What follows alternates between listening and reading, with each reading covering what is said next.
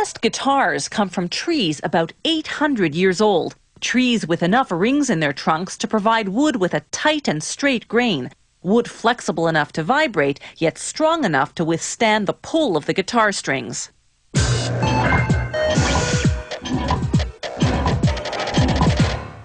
The guitar traveled from North Africa to Europe with the Moors, who invaded Spain in the 8th century. In time, the guitar became the signature instrument of Spanish flamenco music and the trademark of the singing cowboy. In the 1930s, the acoustic guitar debuted as a jazz instrument. By the 1960s, as the electric guitar took over rock and roll, the acoustic guitar remained a staple of the folk music scene.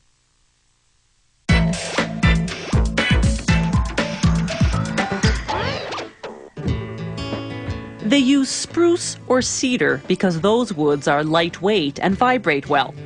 Using a 30-ton press that works like a cookie cutter, they punch out the shape of the guitar.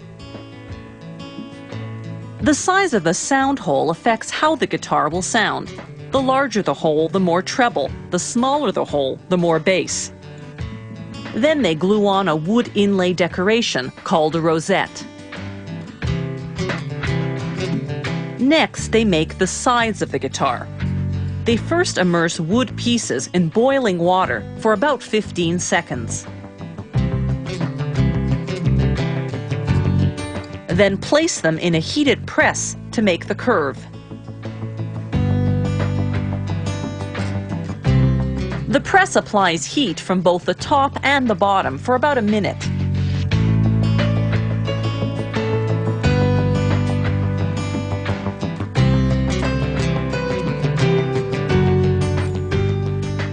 Then they connect the two sides with blocks of wood made of either mahogany or poplar. One is glued and clamped at the bottom, the other at the top.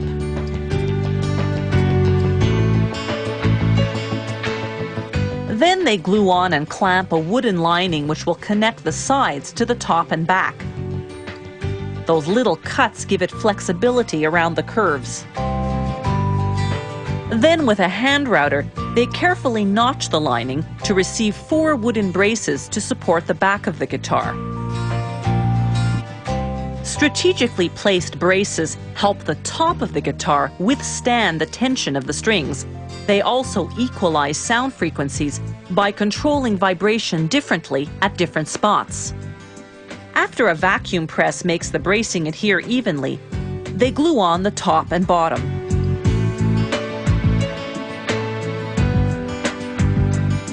The body of the guitar is now assembled. It goes into a press, then a drying rack for several hours.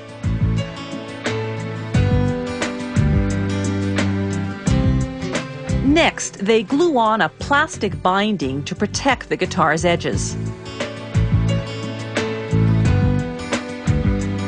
Then comes a fine sanding.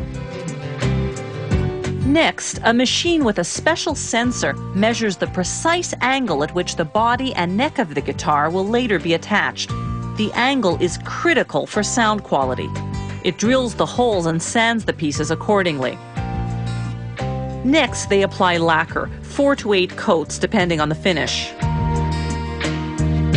The fingerboard is made of rosewood or ebony. The metal frets separate the half tones on the musical scale. An adjustable rod goes inside the neck. This lets the neck adapt to the different tensions that different types of strings require. They glue the fingerboard on the neck,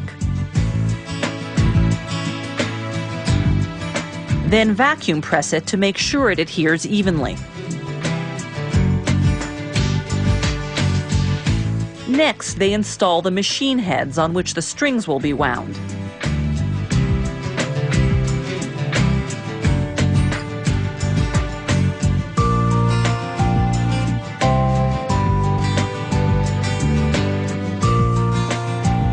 The rod in the neck slips into a groove on the body.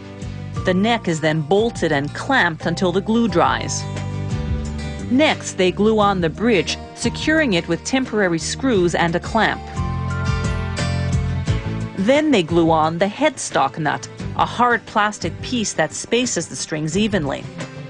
Next comes the saddle, then the bridge pins which lock the strings in the bridge. Finally, they string the guitar using an electric winder. Because of all the glue drying time, it takes 3 weeks to make a guitar. The wood will become suppler the more the guitar is played, so as the guitar ages, the better it will sound.